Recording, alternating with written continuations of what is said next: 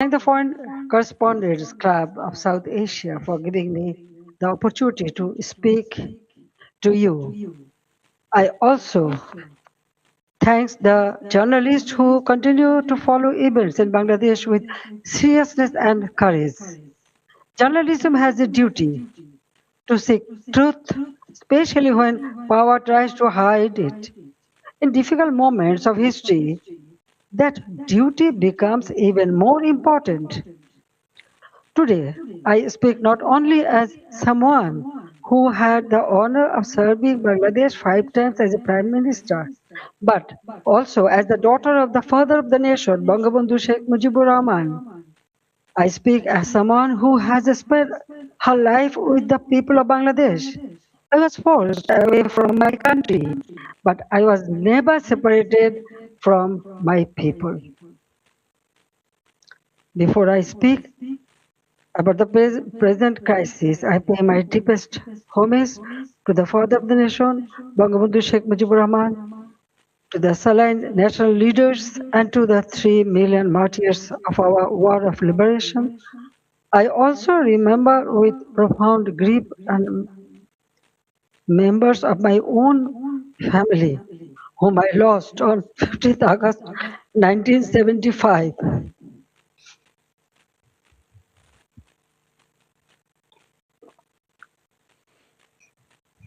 Today is also the birthday of my beloved brother Sheikh Kamal, who was 2 years younger than me.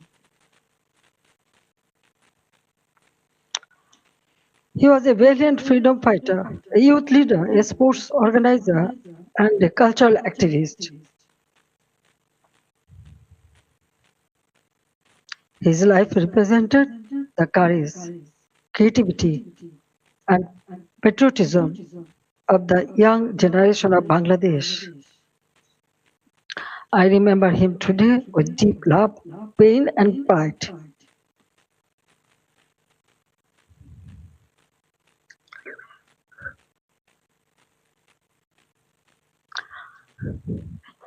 Ladies and gentlemen, for the last 2 years, I've watched my beloved Bangladesh suffer.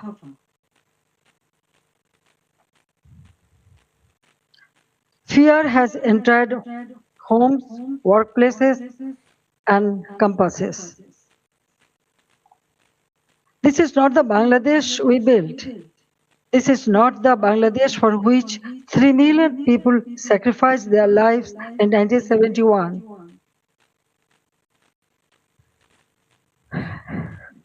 Let me begin with the truth about July and August 2024. It was not a peaceful student movement. From the beginning, my government tried to resolve the issue peacefully through dialogue, legal process, and patience.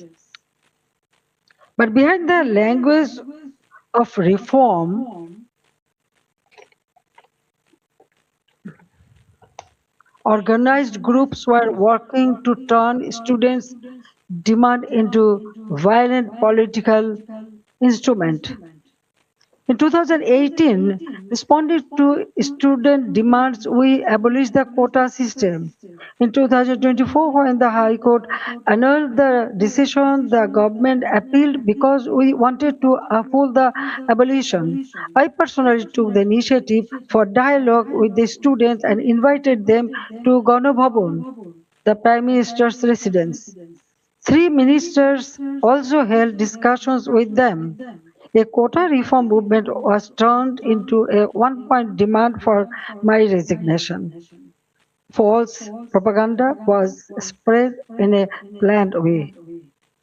Genuine students were emotionally manipulated, while organized groups used their movement as cover for and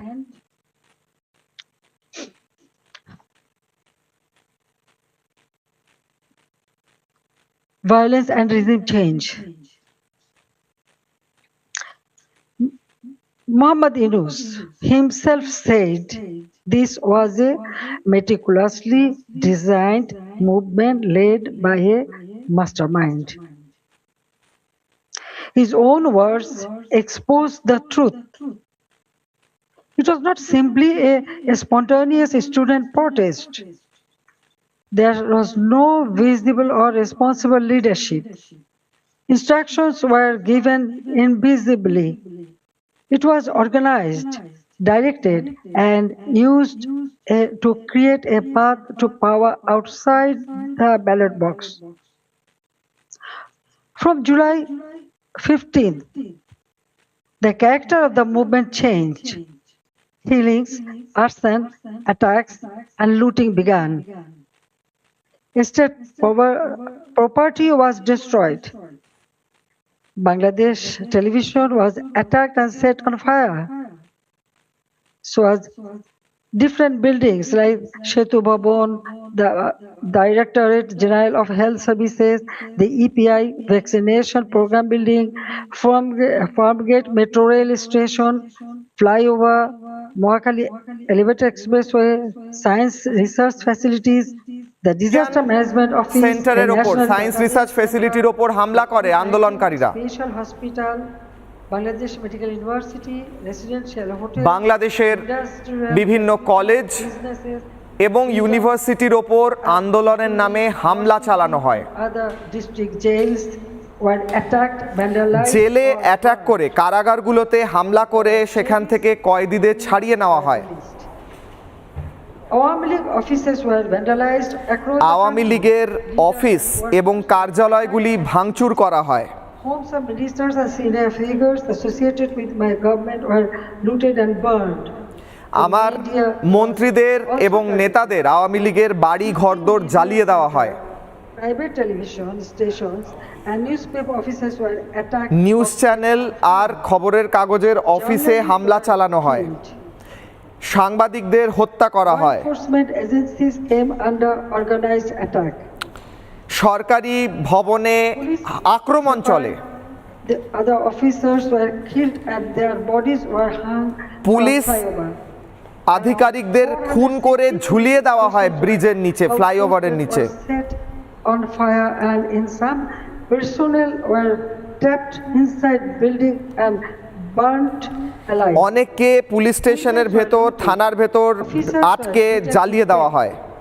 According to persecuted police members, at least 3,000 personnel were killed. 3000 police আধিকারিককে খুন করা হয়। Subjected to serious violence. So, আন্দোলনের নামে এগুলো করা হয়। ask a simple question. আমি আজকে একটা সাধারণ প্রশ্ন করতে চাই, যদি what is the duty of law enforcement? এরকম একটি পরিস্থিতি হয় তাহলে আইনি ব্যবস্থার কি কাজ হওয়া উচিত, কি দায়িত্ব হওয়া উচিত? Infrastructure is destroyed. যখন সরকারি ভবনে আক্রমণ হয়, সরকারি আধিকারিকদের খুন করা হয় এবং রাজনৈতিক ব্যক্তিত্বদের হামলা করা হয়, তখন রাষ্ট্রের কি কর্তব্য? তাদের এই পরিস্থিতিকে আটকানোর কর্তব্য নয়? প্রত্যেকটি দেশে ল এনফোর্সমেন্ট তাদের বিশেষ অধিকার থাকে যাতে সরকারি ভবন এবং সরকারি প্রপার্টি সেগুলোকে রক্ষা করা যায়। That is the duty entrusted to them by law. এইটা আইনিভাবে তাদের দায়িত্ব। পুলিশের দায়িত্ব মানুষের জীবন রক্ষা করা। At the same time, I wanted the truth to be known. আমি সত্যি কথাটা বিশ্বের কাছে জানাতে চাই এবং তাই জন্যই আমি একটি এনকোয়ারি কমিশন গঠন করি, যেটার উদ্দেশ্য স্পষ্ট ছিল। প্রত্যেকটি তথ্যকে খতিয়ে দেখতে হবে, প্রত্যেকটি হিংসার ঘটনাকে তদন্ত করে দেখতে হবে, আর প্রতিটি পরিবার যেন সত্যি কথাটা জানতে পারে। যারা আহত, যারা নিহত, তাদের বাড়িতে আমি নিজে যাই সেই সময়, আন্দোলনের সময়, এবং তাদেরকে বিনামূল্যে সবচেয়ে I strengthened the inquiry into a 3-member commission so that the investigation would be credible and comprehensive. But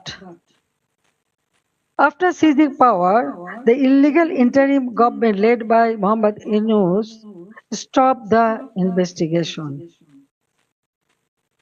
They did not allow the truth to come out.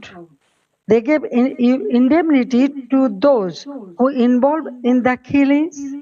If they truly wanted justice, why did they stop the inquiry? If they had nothing to hide, why protect the killers? That one decision tells the truth. They did not want justice, they wanted power. They did not want investigation, they wanted the evidences buried. Their own words export the truth. An NCP leader said revolution would not have succeeded if police had not been killed and the metro rail had not been set on fire. A BNP leader in Sirazganj also said publicly that Enayatpur police station was burned and police were killed to make the revolution succeed. These statements show that the July-August movement was not merely a quota reform movement. It became a coordinated assault on constitutional order driven by বিরুদ্ধে আক্রমণ ছিল instruction, organized violence, এবং এটি একটি পরিকল্পিত ষড়যন্ত্র এবং হিংসা ছিল Conspiracy did not end on 5th August. এবং ষড়যন্ত্র 5ই আগস্ট শেষ হয়ে যায়নি। 5ই আগস্টের পর A campaign of political persecution. রাজনৈতিক বিরোধীদের খুন করা আরম্ভ হয়। On 16th July with the murder of Shobuz Ali, a Dhaka college student and student league activist. Student লীগের ছাত্র লীগের একজন সদস্যকে খুন করে এই প্রতিশোধ শুরু হয়। Leaders and workers আওয়ামী লীগের নেতারা কর্মীরা arrested, খুন করা হয়েছে, গুম করা হয়েছে, তাদেরকে গায়েব করে দেওয়া হয়েছে, আক্রমণ করা হয়েছে, বাড়ি জ্বালিয়ে দেওয়া হয়েছে। 10,000 have been killed or disappeared. 10,000-এরও বেশি খুন করে দেওয়া হয় বা গায়েব করে দেওয়া হয়। Last 2 years. 2 বছরে 3,500 cases have been filed. Namely, nearly 450,000 leaders. 50,000 নেতা কর্মীর বিরুদ্ধে আক্রমণ হয়, কিন্তু মাত্র 3,500টি কেস হয়। Others have been listed as unnamed accused. Against me, more than আমার বিরুদ্ধে 600 cases have been 600 filed. মামলা করা হয়েছে।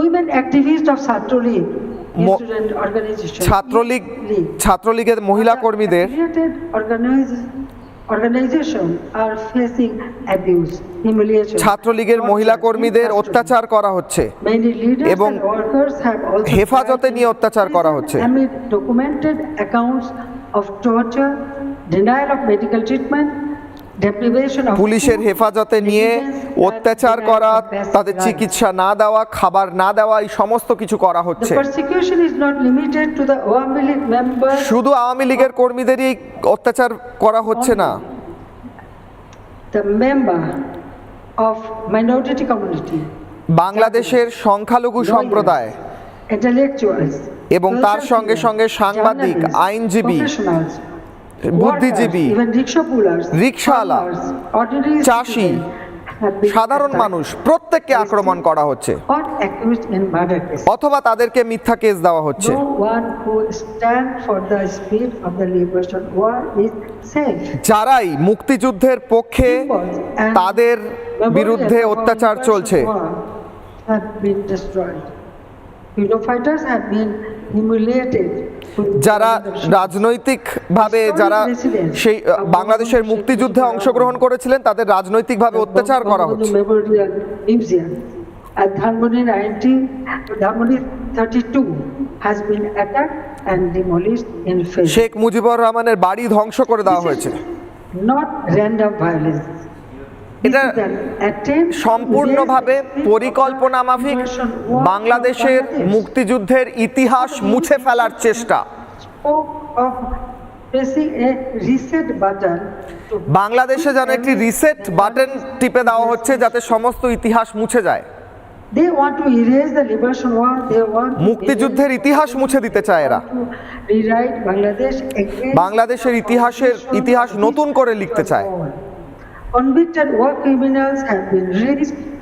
Militants and top terrorists have মুক্তিযুদ্ধের সময়ের অপরাধীরা এবং সন্ত্রাসবাদীদের জেল থেকে ছেড়ে দেওয়া হচ্ছে। the BNP to power. The situation did not change. BNP আসার পরেও পরিস্থিতি বদলায়নি। Of fear, terror, depression. মানুষের মধ্যে ভয় কাজ করছে এবং মানুষকে সন্ত্রাসের মুখে পড়তে হচ্ছে। Now look at the condition of the country. দেশের পরিস্থিতি দেখুন। Progress we built has been destroyed. যা উন্নয়ন করা হয়েছিল সমস্ত ধ্বংস করে দেওয়া হয়েছে। The price. সাধারণ মানুষের মূল্য চোকাচ্ছেন। has fallen to 2.22%. জিডিপি 2.2-তে পড়ে গিয়েছে। আওয়ামী লীগের সময় যা 6.5-এর বেশি ছিল। Industrial production has fallen sharply. শিল্পর অবস্থা খারাপ হয়ে গিয়েছে। 54 years. The industrial sector has faced negative growth. Defaulted loan in the banking sector have reportedly risen from 13% to 47%. Banking সেক্টরে লোনের সংখ্যা অনেক বেড়ে গিয়েছে। 18.60% to 46.8%. মানুষ লোন শোধ করতে পারছেন না। Job creation has collapsed. নতুন চাকরি হচ্ছে না। 2 crore people have newly fallen into 2 কোটি মানুষ বেকার হয়ে গিয়েছেন নতুন করে। 500 industrial factories have 500টি more than half শিল্প আর ফ্যাক্টরি বন্ধ হয়ে গিয়েছে, কারখানা বন্ধ হয়ে গিয়েছে। business owners are either in prison or forced into hiding. যারা ব্যবসা করতেন তারা লুকিয়ে আছেন। By borrowing. সরকার ধার করে চলছে। 700 crore টাকা from banks every day. Project cost have been increased by 50% to 250%. At the same time, militancy is rising. বাংলাদেশে সন্ত্রাসবাদীদের সংখ্যা বাড়ছে। Humiliation. And ordinary people no longer feel secure in their সাধারণ মানুষ নিজেদের বাড়িতেও নিজেদের দেশেও সুরক্ষিত মনে করছেন না নিজেদের। features of daily life. প্রতিদিনের জীবন দুর্বিষহ হয়েছে। Or isolated incidents. Behind them there is a family, a worker, a farmer. প্রত্যেকটি মানুষের পরিবার রয়েছে who cannot buy food for her children and এবং তারা নিজেদের পরিবারের জন্য খাবার পর্যন্ত কিনতে পারছেন না। But let me also remind you what Bangladesh had achieved. Bangladesh কি পেয়েছিল আমাদের সময় আমি একবার বলতে চাই। The purpose of my deep politics. My father of the nation. আমার বাবা Bangabandhu Sheikh Mujibur Rahman, And I have carried the ideal with full commitment. তিনি সারা জীবন বাংলাদেশের জন্য দিয়েছেন এবং আমিও তার আদর্শে এগিয়ে চলেছিলাম। Long-term planning, sound financial management, disciplined implementation to place Bangladesh on a strong foundation. বাংলাদেশের অর্থনৈতিক উন্নতি এবং একটি শক্তপোক্ত ভিত করাই লক্ষ্য ছিল। And 4 consecutive terms we implemented major projects such as Padma Bridge, Metro Rail, Padma bridge, metro rail ছাড়াও আরো অনেক পরিকাঠামো তৈরি হয়। Tunnel, Bangabandhu satellite. We maintain GDP growth between 6.5% to 7.5%. 6.5 থেকে 7.5 জিডিপি গ্রোথ বাংলাদেশে আমরা এনেছিলাম। Building national capacity. Our social programs were not charity. They were investments in human dignity. আমরা মানুষের সম্মান বৃদ্ধির জন্য কাজ করছিলাম The rising tiger of Asia. এবং বাংলাদেশকে একটি বাঘের সঙ্গে তুলনা করা হতো। Only a domestic crisis. বাংলাদেশের পরিস্থিতি শুধুমাত্র বাংলাদেশের জন্যই গুরুত্বপূর্ণ নয়, বাংলাদেশের এই ভয়ঙ্কর পরিস্থিতি গোটা এলাকায় বিপদ ডেকে নিয়ে আসছে। আমি গোটা পৃথিবীর মানুষকে এবং বাংলাদেশের বন্ধুদের এক হওয়ার আহ্বান জানাচ্ছি। Justice and peace. আইনের শাসন, শান্তি বাংলাদেশে ফিরিয়ে আনতে হবে, ন্যায় বিচার ফিরিয়ে আনতে হবে। For development partners and for all countries that believe in democracy. যত দেশ গণতন্ত্রে বিশ্বাস করে সবাইকে এক হতে হবে। Can be a decade of recovery and renewal. but only if democracy is restored and the people are allowed to গণতন্ত্র decide their ফিরিয়ে দিলেই বাংলাদেশ আবার আগের পথে ফিরতে পারবে। demands clearly.